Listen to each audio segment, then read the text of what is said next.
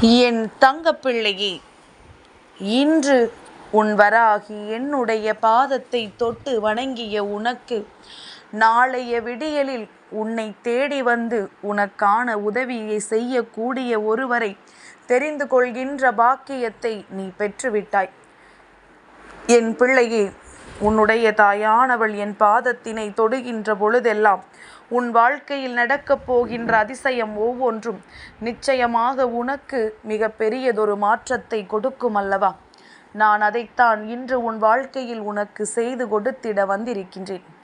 என் பிள்ளையே, எத்தனையோ பிரச்சனைகளுக்கு மத்தியில் இந்த வாழ்க்கையில் நீ நினைத்த பல விஷயங்கள் உனக்கானதாக வரக்கூடிய நேரம் வந்துவிட்டது. அம்மாவின் பாதத்தை தொடுவது என்ன அடிக்கடி நடக்கக்கூடிய விஷயமாக இருக்கிறது என்று என் பிள்ளை நீ யோசிக்கலாம்.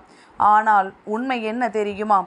எல்லோருக்கும் இது போன்ற பாக்கியம் எளிதில் கிடைத்து விடாது. உனக்கு அது கிடைக்கிறது, அதிலும் அடிக்கடி கிடைக்கிறது என்றால் உன்னை அம்மா அந்த அளவிற்கு உற்று நோக்கி கவனித்து கொண்டிருக்கிறேன் என்ற அர்த்தம்.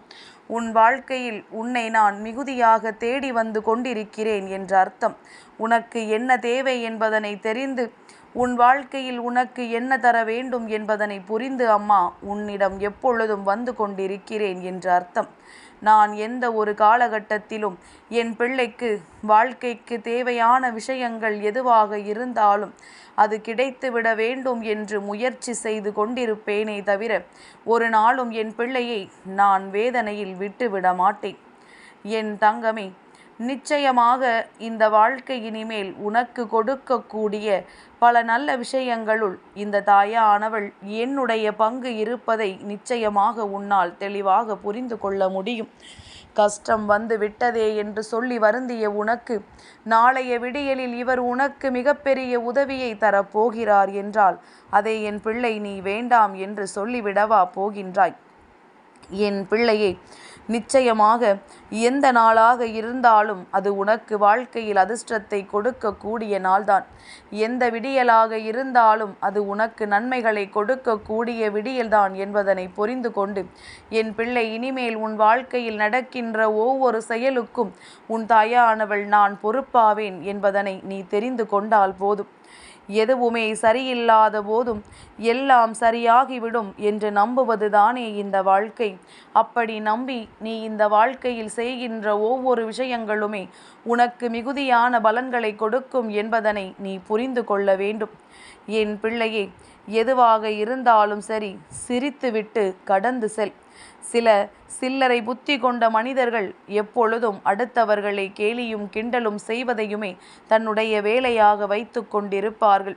அவர்களிடத்தில் நின்று பதில் சொல்லி கொண்டிருப்பதை விட அவர்கள் செய்கின்ற விஷயத்தை பார்த்து சிரித்துவிட்டு நீ வெளியே சென்று விடுவதுதான் உனக்கு நல்லது என்பதனை நீ புரிந்து கொண்டால் போதும். என் குழந்தையே, எப்பொழுதும் யாருக்கும் நீ பயப்படக்கூடாது. எதற்காகவும் பயப்படக்கூடாது. எங்கும் நீ பயந்து நிற்கக்கூடாது. எப்பொழுதும் என் பிள்ளை பயப்படக்கூடாது. இது உனக்கு எப்பொழுதும் நினைவில் இருக்க வேண்டும். உண்மையாக நீ இருக்கும் பொழுது மட்டும்தான் இந்த உலகத்தை பற்றி உனக்கு புரிய வரும். நீ பணமில்லாமல் ஒரு உறவோடு பழகி பார்த்தாயானால் அந்த உறவு எப்படி உன்னோடு பழகும் என்பதனை உன்னால் புரிந்து கொள்ள முடியும். நீ நேர்மையாக இருந்து பார்த்தால் இந்த வாழ்க்கையே உனக்கு புரிந்துவிடும். அதனால்தான் அம்மா எப்பொழுதும் உண்மையாகவும் நேர்மையாகவும் நீ இருக்க வேண்டும் என்று சொல்லிக் கொண்டிருக்கின்றேன். என் பிள்ளையே, பலருக்கு இந்த வாழ்க்கையில் நாம் நினைத்தது போல வாழ வேண்டும் என்ற ஆசை உண்டு. ஆனால் அவர்கள் நினைத்தது போல இந்த வாழ்க்கையில் அவர்களுக்கு எதுவும் எளிதில் நடந்து விடுவதில்லை, எளிதில் கிடைத்து விடுவதும் இல்லை. அப்பொழுதுதான் புரியும் வாழ்க்கையில் எத்தனை போராட்டங்கள் இருக்கிறது என்று. என் பிள்ளையே, வேர்கள் என்ற ஒன்றுதான் வளரும் செடிக்கு ஆதாரமாக இருக்கின்றது. அதுபோல தன்னம்பிக்கை என்ற ஒன்றுதான் உன் வாழ்க்கையின் உயர்வுக்கான மூலாதாரம் என்பதனை புரிந்து கொண்டு உன் தன்னம்பிக்கையினால் இந்த வாழ்க்கையில் உன்னுடைய கனவுகளை எல்லாம் மெய்ப்பட நீ வைக்க வேண்டும் என்பதனை மறந்து விடாதே. எதுவாக இருந்தாலும் முதலில் நீ முயற்சியை செய்ய வேண்டும். வெற்றியோ தோல்வியோ எதுவாக இருந்தாலும் முயற்சியை மட்டும் நீ செய்துவிடு. முயற்சி செய்யாமல் தோற்றுவிட்டோம் என்று சொல்வதுதான் உனக்கு அவமானமே தவிர, முயன்று தோற்றுப்போனாய் என்பதில் எந்த ஒரு அவமானமும் கிடையாது என்பதனை நீ புரிந்து கொள்ள வேண்டும். என் பிள்ளையே, நீ பிரச்சனையில் இருக்கும் பொழுது அதுதான் முடிவாக இருக்குமோ என்று ஒரு நாளும் எண்ணி உன் மனதை காயப்படுத்தி விடாதே. அது வாழ்க்கையில் ஒரு வளைவான இடம், அவ்வளவுதான். அதன் பிறகு மற்றது எல்லாம் நிச்சயமாக உனக்கு சரியாகும் என்பதனை நீ உணர்ந்து கொள்வாய். என் பிள்ளையே, உன்னிடத்தில் என்ன இருக்கின்றதோ அதை அந்த தெய்வம் உனக்கு கொடுத்தது என்று சொல்லி மகிழ்ச்சியோடு வைத்து காலம் முழுவதும் அதனை நீ பார்த்து கொள்ள வேண்டும். உன்னிடத்தில் எது இல்லையோ அது இனிமேல் தெய்வம் உனக்கு கொடுப்பான் என்று சொல்லி நீ நம்பிக்கையோடு இருந்து விட்டாலே போதும். லட்சியம் என்பது உன்னுடைய வாழ்க்கையில் எப்பொழுதும் உனக்கு எதையாவது நோக்கி இருக்க வேண்டும். இல்லை, எதுவுமே இல்லை என்றால் நீ நிச்சயமாக இந்த வாழ்க்கையில் எந்த ஒரு பிடித்தமும் இல்லாமல் வாழ்ந்து கொண்டிருக்கிறாய் என்பது அர்த்தமாக மாறிவிடும். இதையெல்லாம் சரியாக உணர்ந்து புரிந்து தெரிந்து என் பிள்ளை நீ வாழ வேண்டும் என்பதனை மறந்து விடாதே. என் பிள்ளையே, எந்த நேரத்திலும் எந்த ஒரு விஷயமாக இருந்தாலும் அதில் நீ முன்னெடுத்து வைத்த காலை ஒரு நாளும் பின்னெடுத்து வைக்காதே. கஷ்டமாக இருந்தாலும் சரி, துன்பமாக இருந்தாலும் சரி, இன்று என்ன நடக்க இருக்கின்றதோ அது நமக்கு நன்றாகத்தான் நடக்கும் என்பதனை நீ நம்ப வேண்டும். நாளை நடக்கவிருப்பதையும் நாம் நல்லபடியாக மாற்ற வேண்டும் என்கின்ற உறுதி உனக்குள் இருக்க வேண்டும். இதற்கு இடையில் நீ அழுவதனாலோ புலம்பி தள்ளுவதனாலோ எதுவும் மாறிவிடப் போவது கிடையாது. வாழ்க்கையின் விதி எதை நோக்கி பயணிக்கின்றதோ அதை நோக்கி நீயும் பயணம் செய்து கொண்டே இருக்க வேண்டும். நடப்பது எல்லாம் நன்மைக்கு என்கின்ற எண்ணத்தோடு செய்தால் மட்டும்தான் அது உனக்கானதாக மாறும். நீயாகவே முடிவு செய்ய வேண்டும். என் பிள்ளையே, அம்மா எப்பொழுதும் சொல்வது போலத்தான், நீயாக இருந்தால் இந்த வாழ்க்கையில் அனைத்தும் உன்வசமாகும். இப்படி நீ ஆசைப்பட்ட விஷயங்கள் அத்தனையும் உன்வசமாக்க உன் இல்லம் தேடி வரப்போகின்றவர் யாராக இருக்க முடியும்?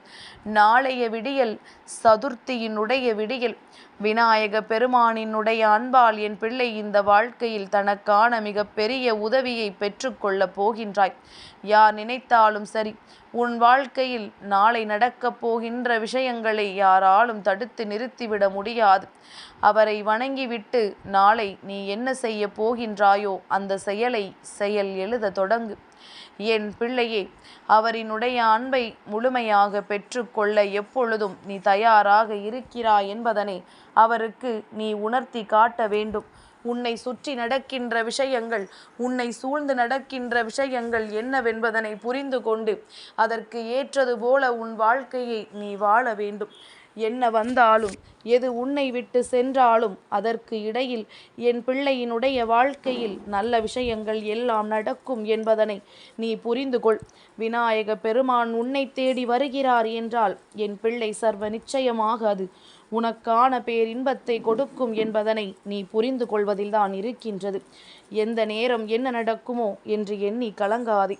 என்ன நடந்தாலும் உனக்கு தெய்வம் துணை நிற்கும் என்பதனை மட்டும் நீ புரிந்து கொண்டால் போதும்.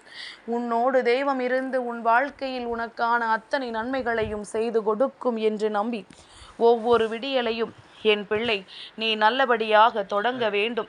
இந்த வாழ்க்கையில் நீ ஆசைப்பட்ட அத்தனையும் உனக்கு சர்வ நிச்சயமாக கிடைக்கும் என்பதனை நீ புரிந்து கொண்டாலே போதும். இனி வரப்போகின்ற நாட்கள் உனக்கு வெற்றிகரமான நாட்கள்.